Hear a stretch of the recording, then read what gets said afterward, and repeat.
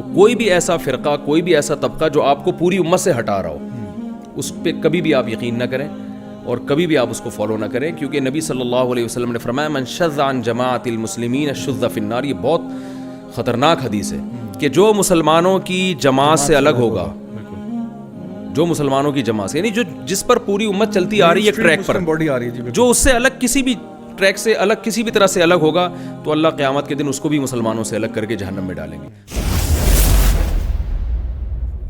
تو میں ایک چھوٹی سی اور بات کر دوں, اصول فقہ میں بھی پڑھایا جاتا ہے کہ ایک حدیث ہے جس سے ہمیں ایک خاص مسئلہ پتہ چل رہا ہے, لیکن اس حدیث کو بیان کرنے والے صحابی کا فتویٰ اس کے خلاف ہے, تو بھی بہت سے فقہا کا اصول ہے پھر اس حدیث پر عمل نہیں کیا جائے گا. اس لیے کہ اگر ہم یہ کہتے ہیں کہ ہم قول رسول کو لیں گے, قول صحابی کو نہیں لیں گے, تو سوال پیدا ہوتا ہے پھر یہ تو صحابی نے خود نبی کی مخالفت کر کے ان کی عدالت تو پھر مجروح ہو گئی نا, یعنی اس کا مطلب پھر انہوں نے کیوں مخالفت کی حدیث کی. یا تو پھر ہم یہ کہیں گے کہ آگے صحابی کے نیچے جو بیان کرنے والے ہیں ان سے کوئی حدیث بیان کرنے میں غلطی ہوئی ہے, یا یہ ہوا ہے کہ یہ حدیث تھی مگر منسوخ ہو چکی ہے, ورنہ یہ صحابی اس کے خلاف فتویٰ کیوں دے رہے ہیں. تو یہ بحثیں اصول فقہ میں پڑھائی جاتی ہیں. ان تمام بحثوں کو نظر انداز کر کے آج ایک ٹرینڈ چل پڑا ہے کہ اذا صح الحدیث فہو مذہبی, بس جو بھی حدیث ملے گی وہ ہمارا مذہب ہے, ہم صحیح حدیث کو مانتے ہیں, اس کے علاوہ نہیں مانتے. تو اس کا مطلب یہ جو صدیوں سے اصول فقہ اور مدارس اور یہ سب کچھ یونیورسٹیاں چلی آ رہی ہیں جہاں اسلام پڑھایا جا رہا ہے, لوگ مجتہدین کو فالو کرتے آ رہے ہیں, علم حدیث میں محدثین کو فالو کر رہے ہیں. علم حدیث میں حدیث کو صحیح یا ضعیف کہنے میں محدثین کی رائے کا اعتبار ہے.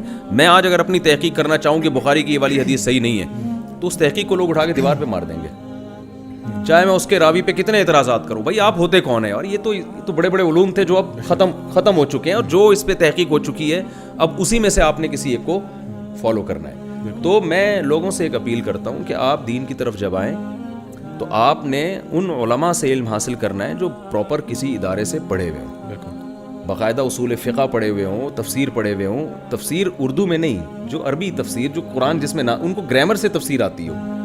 ایسا نہ ہو کہ وہ جو ہے نا ادھر تفسیر پڑھ لی, اس کتاب سے پڑھ لی, اس کی وہ تو پھر عامی آدمی کو تو تفسیروں تو درجنوں قسم کی ہیں, صحیح بھی ہیں غلط بھی ہیں. تو پراپر وے میں جب علم, لوگ اس میں ایک سوال پوچھتے ہیں کہ بہت سے علماء غلط بھی تو گائیڈ کر رہے ہیں نا, تو اس کا میں جواب یہ دیتا ہوں کہ بہت سے ڈاکٹر بھی تو غلط علاج کر رہے ہیں نا. تو آپ کو صحیح اور غلط ڈاکٹر کا فرق معلوم ہونا چاہیے, تو اسی طرح صحیح اور غلط علماء کا فرق آپ کو معلوم ہونا چاہیے. میں آپ کو یہ بتاؤں صاحب, میرے اپنے کچھ اساتذہ میں ایسے بھی ہیں جو ماشاءاللہ بہت زیادہ نالجبل, بہت زیادہ انہوں نے اپنی پوری زندگیاں لگا دیں علم سیکھنے میں, سکھانے میں, پڑھنے پڑھانے میں, اور ان کے پاس کوئی سوال لے کے آیا تو انہوں نے, حالانکہ مجھے معلوم تھا کہ شاید وہ مجھ سے پوچھتا, شاید میں جواب دے دیتا, مطلب جذبات میں آتے ہوئے, لیکن ان شیخ کے پاس ایک شخص نے سوال پوچھا تو انہوں نے کہا کہ یہ مسئلہ جو ہے نا آپ فلاں شیخ سے پوچھیں, وہ اس کے ماہر ہیں. سوری میں بات کاٹ رہا ہوں آپ کی, امام مالک کتنے بڑے عالم تھے, مالک تبع تابعین میں سے ہیں, اور حدیث میں آتا ہے کہ عنقریب مدینہ میں ایک ایسا شخص پیدا ہوگا کہ جس کی طرف اونٹوں کے کجاوے کسے جائیں گے, پوری دنیا سے لوگ علم حاصل کرنے آئیں گے. تو جمہور محدثین کی رائے ہے کہ اس سے مراد امام مالک ہیں, لیکن امام مالک سے ایک محفل میں سوال پوچھے گئے, 30-35 سوالات تھے. سوال پوچھے تھے, ہاں کہتے ہیں کہ 30 یا 36 سوالوں کے جواب میں انہوں نے کہا لا ادری, مجھے اس کا جواب معلوم نہیں. اور آج آپ دیکھ لیں جن کے پاس علم نہیں ہے وہ یوٹیوب پہ بیٹھے ہوئے ہیں, فیس بک پہ بیٹھے ہوئے ہیں, ہر بات کا جواب دے رہے ہیں, وہ ہر بات کا جواب دے رہے ہیں, حالانکہ وہ پراپر کہیں سے پڑھے ہوئے نہیں ہیں.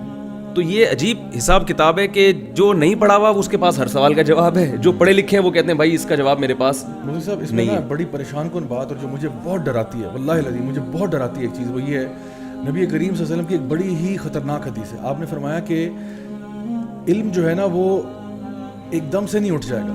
علم کیسے اٹھے گا کہ علماء کی اموات ہو جائیں گی, اور پھر آپ نے فرمایا کہ ہر جاہل جو ہے وہ, یہ حدیث اچھا ہوا آپ نے بتایا, میں ابھی بتانے والا تھا. آپ نے جو سوال کیا نا کہ کس کو لوگ فالو کریں, بالکل یہ حدیث جو آپ ابھی بتا رہے ہیں اس کے الفاظ پورے یہ ہیں, ان اللہ لا يقبض العلم انتزاعا من صدور العلماء ولكن يقبض العلماء, کہ اللہ تعالیٰ علم کو دنیا سے ایسے ختم نہیں کریں گے کہ علماء کے سینوں سے علم ہٹا لیں, نہ ایسے نہیں ہوگا, لیکن اللہ علماء ہی کو ختم کریں گے.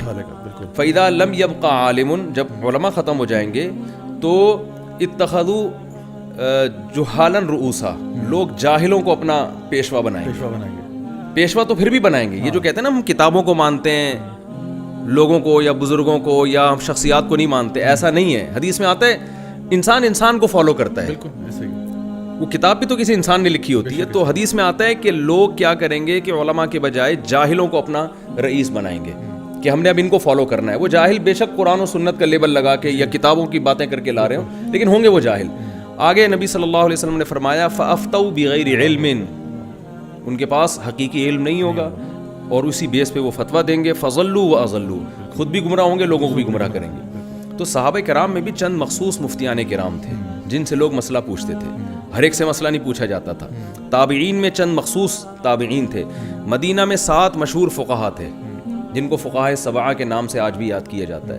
ان 7 لوگوں کی طرف لوگ فتوے میں رجوع کرتے تھے اور بہت سے مسائل میں اپنی رائے کے بجائے کہتے تھے ان سے فتویٰ لیں آپ, ان کی رائے زیادہ بہتر ہے. لیکن آج ہر آدمی اپنی دکان چمکانے کے اس میں کہہ رہے میری طرف آؤ, میں صحیح ہوں, میں صحیح ہوں, اور وہ لیول یہ لگاتا ہے کہ میں لوگوں کی دکانیں بند کر رہا ہوں. بند نہیں کر رہا ہوں, وہ اپنی دکان اس طرح کے لوگ کھول رہے ہوتے ہیں. تو کوئی بھی ایسا فرقہ, کوئی بھی ایسا طبقہ جو آپ کو پوری امت سے ہٹا رہا ہو, اس پہ کبھی بھی آپ یقین نہ کریں اور کبھی بھی آپ اس کو فالو نہ کریں, کیونکہ نبی صلی اللہ علیہ وسلم نے فرمایا من شذ عن جماعت المسلمین شذ فی النار. یہ بہت خطرناک حدیث ہے کہ جو مسلمانوں کی جماعت سے الگ ہوگا, جو مسلمانوں کی جماعت سے, یعنی جو جس پر پوری امت چلتی آ رہی ہے ٹریک پر, جو اس سے الگ کسی بھی ٹریک سے الگ کسی بھی طرح سے الگ ہوگا, تو اللہ قیامت کے دن اس کو بھی مسلمانوں سے الگ کر کے جہنم میں ڈالیں گے. اور کمال کی بات یہ کہ اسی حدیث کی بیس پر ایک فرقہ مسلمانوں سے الگ ہوا اور اس نے اپنا نام جماعت المسلمین رکھ لیا. یعنی یہ کیسے قرآن و سنت کی دھجیاں اڑائی جاتی ہیں. یہ جو جماعت المسلمین ایک فرقہ ہے ہمارے یہاں, وہ اپنے علاوہ سب کو جہنمی سمجھتے ہیں. انہوں نے کیا کیا, انہوں نے کہا حدیث میں تو آتا ہے کہ جو جماعت المسلمین سے الگ ہوا تو وہ جہنم میں ڈالا جائے گا, تو ہم جماعت المسلمین ہیں, ہم سے جو الگ ہوگا جہنم میں جائے گا. حالانکہ آپ ساری دنیا کے مسلمانوں سے الگ ہوئے. جماعت المسلمین کا مطلب حدیث میں یہ نہیں ہے کہ ایک جماعت ہوگی جس کا نام جماعت المسلمین, عامت المسلمین سے جو الگ ہوا, تو یہ عام مسلمانوں سے الگ ہوئے اور اپنا نام رکھا جماعت المسلمین. اور پھر حدیث میں کہا کہ حدیثیں اس پہ فٹ کی کہ جو جماعت المسلمین سے الگ ہوگا جہنم میں جائے گا, لہذا آپ سب ہم سے الگ ہیں تو آپ جہنم میں. اب لوگ یہاں بھی ریفرنس کو دیکھ رہے ہیں, یار صحیح مسلم کی حدیث ہے اور ریفرنس کے ساتھ بات کرتے ہیں, نام بھی ان کا یہی ہے. ہاں نام بھی یہی ہے. فرقہ تو ناجیہ والی ہم تو وہ جماعت کھول لیتے ہیں, یہ طائفۃ المنصورہ بھی کھول لیتے ہیں, تو کہیں جی ہم بھی تو. اب حدیث میں تو آتا ہے 73 فرقے میں سے ایک ہوگا جس کی اللہ مدد کرے گا, منصورہ ہوگا, تو میں اپنا نام منصور خان رکھ لیتا ہوں پھر, ٹھیک ہے نا, اور یہ ہماری طائفہ منصورہ ہے. تو لفاظی ہے, خوشنما نعرے ہیں اندر سے. ہمارے ایک استاد فرمایا کرتے تھے معلومات ہیں علم نہیں ہے, معلومات ہیں علم نہیں ہے. تو یہ ہے حساب. اچھا مفتی صاحب, انشاءاللہ آج کی اس پوری ڈسکشن کو سمیٹتے ہوئے میں آخر میں بس آپ سے یہ پوچھنا چاہ رہا تھا کہ ہماری جو نوجوان نسل ہے, الحمدللہ ہم نے ان کو یہ آج بات کی کہ صحبت کو اختیار کرنا, علم جو ہے وہ صحیح ذرائع سے لینا, علماء کی صحبت اختیار کرنا, اور الحمدللہ ہمارے لیے دین کا ذریعہ بھی یہی ہے انشاءاللہ. اور یعنی عقلی طور پہ بھی یہی بات سمجھ میں آتی ہے, جب ہم لوگ ڈاکٹروں کے پاس اسی وجہ سے جاتے ہیں تو پھر ہم علماء کے پاس کیوں نہیں جاتے. تو تحقیق ضرور کریں, لیکن بہرحال آپ علماء کے ساتھ جڑیں جو اس چیز کے اہل ہیں کہ وہ آپ سے یہ بات جو ہے نا بیان کر سکیں. آخر میں یہ بتائیے گا کہ اگر آج کوئی نوجوان جو ہے وہ یہ سمجھتا ہے کہ جی میں اپنے آپ کو گناہوں سے دور کرنا چاہتا ہوں, جی اکثر مطلب علم پہ تو وہ بعد میں آئیں گے, صحبت پہ بھی آئیں گے, وہ گناہوں کو چھوڑنا چاہتا ہے. کوئی ایسا نوجوان جو گناہوں میں بیچارہ ڈوبا ہوا ہے سر سے پاؤں تک, اس کو نہیں سمجھ آ رہی, ہم باتیں کر رہے ہیں, کہتے ہیں آپ تو بہت مفتی ہیں, علامہ ہیں, یہ ہیں وہ ہیں, میں یہاں تک کیسے پہنچوں, میں کیا کروں. اس کو ہم گناہوں سے نکالنے کے لیے کیا مشورہ دے سکتے ہیں؟ دیکھیے 2 چیزیں اس میں. نمبر 1 یہ کہ عمومی طور پر گناہوں سے بچنے کے لیے تو ایک طریقہ صحبت چینج کرے اپنی کو. جی جیسے حدیث میں آتا ہے کہ ایک شخص نے 99 انسانوں کو قتل کیا, بخاری مسلم کی حدیث ہے. آپ صلی اللہ علیہ وسلم نے فرمایا کہ وہ ایک عالم کے پاس گیا تو ان عالم نے کہا کہ 100 کو قتل کیا تھا اس نے, تو ان عالم نے کہا کہ انطلق الی ارض کذا وکذا فإن بها اناسا یعبدون اللہ فاعبد اللہ معهم, اس سرزمین کو چھوڑ کے فلاں جگہ جاؤ, وہاں لوگ اللہ کی عبادت کرتے ہیں, وہاں رہو. یعنی توبہ تو کرو مگر یہاں نہیں, یہ جگہ چھوڑ دو. تو ان عالم نے کیوں ایسا کہا, ان کو پتا تھا یہ مخلص ہے, توبہ کرنا چاہتا ہے, لیکن رہتا یہیں ہے تو جہاں یہ قاتلوں میں رہتا ہے. تو آج اس نے 100 انسانوں کو قتل کیا, آج توبہ کرے گا, کل کوئی تھوڑی سی لالچ دے گا, پھر ایک اور کو مار دے گا, تو یہ توبہ پر قائم نہیں رہے گا. تو انہوں نے ماحول چینج کرنے کا حکم دیا. تو ایک عمومی طور پر اب 100% تو ماحول چینج کرنا ہمارے لیے ممکن نہیں ہے. کوئی ایسی جگہ نہیں ہے کہ ہم پاکستان چھوڑ کے فلاں چل, آپ کہیں جائیں گے تو پاکستان سے بدتر ہی ہوگا, وہ تو خراب ہی ماحول ہوگا, اچھا نہیں ہوگا. تو اب اس میں یہ ہے کہ علماء کے ساتھ بیٹھا جائے, ان کے بیانات سنے جائیں, یا تبلیغ جماعت کا ایک نیٹ ورک ہے, مضبوط ہے, وہ 3 مہینے 4 مہینے لگوا دیتے ہیں, یا اور بہت ساری دینی تنظیمیں کام کر رہی ہیں. آپ ماشاءاللہ بڑا خاندانی کام کر رہے ہیں. میں جو ہے نا وہ ناظرین کو یہ بتاتا چلو, ان کی میں نے کارگزاری سنی آدھا گھنٹہ, اور بہت خاندانی کام کر رہے ہیں ماشاءاللہ. صحبت تبدیل کرنے کے لیے ان کی شاگردی میں بھی آپ آ سکتے ہیں, ٹھیک ہے نا, تو اس سے بھی بہت فائدہ ہوگا. ان کے نیٹ ورک سے آپ لوگ جڑ جائیں. تو یہ تو عمومی ہے. اور ویسے جو ہے نا, جب جیسے کوئی خاص گناہ جس میں لوگ مبتلا ہوں تو اس میں ایک الگ بھی لوگوں کو گائیڈ کیا جاتا ہے. مثال کے طور پر کوئی زنا میں ہے تو وہی اس کا حل یہی ہے بھائی شادی کرے وہ, کیونکہ آپ سیکشول ڈیزائرز تو آپ کی کم نہیں ہوں گی نا ختم ہوگی. آپ روٹی کھا رہے ہیں تو وہ ہوں گی, تو اس کا حرام راستہ چھوڑ کر حلال کی طرف آئیں.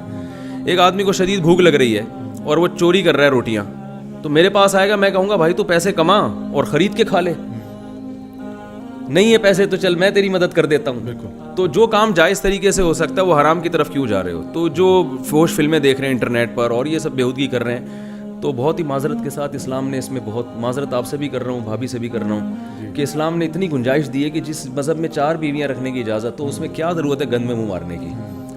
نکاح کرنا پیغمبروں کی سنت ہے. موسیٰ علیہ السلام کی 4 بیویاں تھیں, سلیمان علیہ السلام کی پتہ نہیں کتنی تھیں, اور ایسا ہمارے نبی نے 9 بیویاں رکھی ہیں. تو پیغمبروں کی تو سنت ہے یہ تو گورے نے ہمیں یہ پٹیاں پڑھا دی ہیں. اور جو ہے وہ زیادہ سے کریں, ان کے حقوق بھی ادا کریں. آپ معذرت پیشگی بہت دفعہ کرنی پڑتی ہے. تو کوئی خاص گناہ میں کوئی مبتلا ہونا تو اس کا حل پھر آلٹرنیٹ بتایا جاتا ہے, اور ہر چیز کا آلٹرنیٹ موجود ہے. میں تو اس PUBG کو بھی غلط سمجھتا ہوں, سارا دن کھیلتے رہتے ہیں. میں لوگوں سے کہتا ہوں یار انٹرٹینمنٹ کے لیے اور بہت ساری چیزیں ہیں. اب آپ یہ نہیں کریں گے کہ اس سے وہ چیز چھڑوا دیں, بلکہ اس کا کوئی متبادل دیں آپ اس کو. متبادل یہ ہے کہ یار اور تفریح کی کم چیزیں ہیں دنیا میں. ہارس رائڈنگ کریں آپ اسکائی ڈائیونگ کریں, آپ تفریح کریں, گھومیں پھریں, صحیح ہے نا, مری جائیں, آپ کرکٹ کھیلیں, آپ بیڈمنٹن کھیلیں, اس سے آپ کو خوشی ہوگی, مزہ آئے گا اس میں. تو بہت ساری تفریح کی چیزیں ہیں وہ آپ استعمال کریں. تو جو بھی کوئی نشے کا عادی ہے تو نفسیاتی ڈاکٹر نشہ چھڑواتے ہیں. میں خود بہت سے بیماری جو اس طرح کی برائیاں ہوتی ہیں ان کو نفسیاتی ڈاکٹروں کا بتاتا ہوں کہ اس میں آپ کی جو صحیح گائیڈ کر سکتا ہے آپ کو, وہ نفسیاتی ڈاکٹر کرے گا. وہ کیونکہ یہ فیلڈ ڈاکٹروں کی ہے. وہ آپ کو اس نشے نے آپ کی باڈی کو کتنا ڈیمیج کیا ہے, فوری چھوڑنے سے آپ کو فائدہ ہوگا نقصان ہوگا, کتنی کوانٹٹی آپ کو لینی پڑے گی, اور اس کے آلٹرنیٹ کیا ہے. تو یہ ڈاکٹروں کی فیلڈ ہے. تو میں بہت سے نشے کے مریضوں کو ڈاکٹروں کے پاس بھیج دیتا ہوں. تو یہ یعنی اس میں کچھ جو ہے نا, جس کی جو بیماری ہو یا جس میں جو برائی ہو تو پھر اس کو اسی برائی کے حساب سے. لوگ عشق کے مریض بھی ہوتے ہیں دنیا میں. کسی لڑکی کا عشق ہو گیا اور وہ پاگل ہو رہا ہے. ابھی ایک خودکشی کی ویڈیو دیکھی میں نے, اللہ تعالیٰ وہ لڑکی کے عشق میں گولی مار دی اس نے اپنے آپ. تو یہ بھی ایک بیماری ہے. تو ان لوگوں کا بھی علاج ہوتا ہے. ان کو ایک خاص طریقہ بتایا جاتا ہے, بھائی اس سے تمہارے دل سے یہ اصل تو یہ ہے کہ شادی کر لو, لیکن سامنے والا راضی نہیں ہے. جب راضی نہیں ہے تو زبردستی تو نہیں ہوگی نا. تو پھر اس میں یہ کہ بھائی ختم کرو, اپنے دل کو ہٹاؤ یہاں سے. اللہ تعالیٰ ہٹ نہیں رہا تو آؤ, ہم آپ کو طریقے بتاتے ہیں, انشاءاللہ ہٹیں گے, آپ کا دماغ وہاں سے ہٹ جائے گا. لیکن کوئی بندہ چاہے نا, وہ چاہتا ہی نہیں ہے نا. ایک واقعہ سنا دیتا ہوں کہ مولانا شلوی تھانوی رحمۃ اللہ علیہ کے پاس ایک شخص آیا اور کہنے لگا کہ میں عاشق ہو گیا ہوں کسی گھوسن کا. گھوسن ہوتی ہے جو دودھ بیچنے والی نہیں ہوں, گاؤں دیہاتوں میں ہوتی. تو انہوں نے کہا کہ اچھا ٹھیک ہے میں تیرا علاج کرتا ہوں. تو علاج میں پہلی بار تو علاج کے لیے آیا, انہوں نے کہا کہ میں علاج کرتا ہوں. تو پہلا تو اس میں یہ ہے کہ تو اس کے پاس دودھ لینے کے لیے نہیں جائے گا, اچھا, اور اس سے کبھی بات نہیں کرے گا. تو اس نے کہا یہ نہیں ہو سکتا, مجھے تو دودھ کی ضرورت نہیں ہوتی, میں صرف اس سے بات کرنے کے لیے دودھ خریدنے جاتا ہوں, تو یہ نہیں ہو سکتا. تو ان کے پاس ایک ڈنڈا تھا, انہوں نے اٹھا کے اس کو لگایا یا تھپڑ مارا زور سے اور کہا کہ تو آیا علاج کرنے کے لیے, اور جب تجھے کوئی بات بتائی جاتی ہے تو تو کہہ رہا ہے میں نہیں کروں گا یہ, تو اس کا مطلب تیرا مقصد علاج ہے ہی نہیں. بالکل. تو اتنی زور سے تھپڑ لگایا نا, پہلے لوگ علماء کے تھپڑ چانٹے کھا لیا کرتے تھے. اگلے دن آیا کہنے لگا وہ ایک تھپڑ سے میرا عشق ختم ہو گیا ہے. ٹھیک ہے نا. تو جو علاج کرنا چاہتا ہے اس کا علاج ہوتا ہے, لیکن وہ سمجھے کہ مجھ میں یہ برائی ہے اور یہ چھوٹ سکتی ہے, یہ ناممکن نہیں ہے. تو اس میں ہر ایک کو الگ طرح سے گائیڈ کیا جاتا ہے. مجھے صاحب ایک چھوٹا سا واقعہ میں بھی سنا دیتا ہوں. میرے پاس ایک لڑکا ہے جی, وہ کہتا ہے کہ مجھے جو ہے نا عشق ہوا ہے, اور اس کا مسئلہ یہ تھا کہ اس کو عشق ہوا تھا کسی ایسی خاتون سے جن کی پہلے سے شادی ہوئی تھی. اور اب ظاہری بات ہے اس کو تو میں کچھ نہیں کہہ سکتا تھا کہ بھائی اب ان کے ساتھ اب آپ نے کیا کرنا ہے, کیونکہ کوئی یونیورسٹی کالج کا افیئر تھا. لڑکی کی جو ہے ماں باپ نے شادی کرا دی اس کی مرضی کے خلاف, لیکن بعد میں وہ وہاں پہ سیٹ ہو گئی, اس کا معاملہ ٹھیک ہو گیا. تو یہ بیچارہ پیچھے سے دل ٹوٹا لیے ایک گھومتا شعر تھا. سناؤں جی. دل کے ارماں آنسوؤں میں بہہ گئے, ان کے بچے ہم کو ماموں کہہ گئے. یہ ہو گیا اس کے ساتھ. بالکل ایسا ہی ہوا جی. تو وہ جی بیچارہ بڑا غمگین میرے پاس آیا. میں نے سے کہا کہ پہلے میں نے بڑا اس کا کاؤنسلنگ کی, بڑا سمجھایا بجایا اس کو, لیکن وہ نہیں سمجھا. تو مجھے لگا شاید یہ کوئی جنات والا مسئلہ ہے, کیونکہ اس کے اوپر نا واقعی کوئی جن چڑھ گئے. تو میں نے کہا تو میرے گھر آؤ اور ہم آرام سے بیٹھ کے سورۃ البقرہ کی تلاوت سنتے ہیں اور ٹی وی پہ لگا کے ترجمے کے ساتھ تمہیں سناؤں گا. تو ہم آئے جی, ہم 2.5 گھنٹہ جو ہے نا وہ سورۃ البقرہ کی تلاوت آرام سکون کے ساتھ ہم سنتے رہے. جب سورۃ البقرہ کی تلاوت ختم ہوئی تو میں نے کہا کہ اچھا کچھ فرق پڑا؟ تو کہتے ہیں ضیاء بھائی الحمدللہ میری طبیعت بہت بہتر ہے. کہتے ہیں لیکن ضیاء بھائی میں اس کو نہیں بھول سکتا. میں نے کہا یار تیرا علاج اب جوتے ہے, کیونکہ مجھے اس کے علاوہ کوئی علاج نہیں آتا. میں نے کاؤنسلنگ بھی کر دی, تجھے قرآن سنا دیا, سب کچھ ہو گیا, اب کوئی علاج نہیں ہے. تو واقعی میں دیکھیں اس کا بہترین علاج یہ ہے کہ اس کی جو معشوقہ تھی نا, اس کے جو بچے ہیں, ان بچوں سے بولو کہ ان کو ماموں کہا کرو, تاکہ اس کو ایک دفعہ سمجھ آ جائے. وہ پھر صحیح ہو جائے گا. 3-4 سال انتظار کرے یعنی کہ. تو مجھ سے بہت بہت شکریہ آپ کا ماشاءاللہ, آپ نے آج ہمیں جو ہے نا شو میں جوائن کیا. میں اپنے آج آڈینس کو بھی کہنا چاہوں گا کہ الحمدللہ آج ہم نے کوشش کی ہے کہ آپ کے سامنے کچھ ایسے مسائل کو سامنے رکھیں جو کہ یوتھ کو نارملی فیس کرنے پڑتے ہیں, اور ہم اس فتنے کے دور میں اپنے آپ کو کیسے ان سے باہر نکال سکتے ہیں. اگر ہم میں سے کوئی بھی شخص ایسا ہے جو گناہوں میں مبتلا ہے, یاد رکھیں کہ اللہ تعالیٰ بہت معاف کرنے والا ہے. اللہ تعالیٰ فرماتے ہیں قل یا عبادی الذین اسرفوا علی انفسہم لا تقنطوا من رحمت اللہ ان اللہ یغفر الذنوب جميعا. اللہ تعالیٰ فرماتے ہیں اے میرے بندو جنہوں نے اپنی ذات کے ساتھ ظلم کیا ہے, اللہ تعالیٰ کی مغفرت سے مایوس نہیں ہونا. کیوں؟ کیونکہ اللہ تعالیٰ تو تمام گناہوں کو معاف کر سکتا ہے. تو اگر آپ توبہ کرنے والے بن سکتے ہیں, میرا پیارا رب معاف کر سکتا ہے. اللہ تعالیٰ فرماتے ہیں ان اللہ یحب التوابین ویحب المتطہرین. یقیناً اللہ محبت کرتا ہے ان گناہ گاروں سے جو توبہ کر لیں. تو اگر آپ کی زندگی میں ایسے پرابلمز ہیں, کمپلیکیشنز ہیں, آپ کسی بھی گناہ میں ملوث ہیں اور آپ کو لگتا ہے کہ شاید میرے لیے چینج کرنا پاسبل نہیں ہے, تو یقین کریں کہ اللہ تعالیٰ بہت رحمان و رحیم ہے. اللہ تعالیٰ اسی انتظار میں ہوتا ہے کہ کب میرا بندہ جو ہے لوٹ کے میرے پاس واپس آئے گا. تو آج اپنی زندگی کا پہلا دن سمجھ لیں.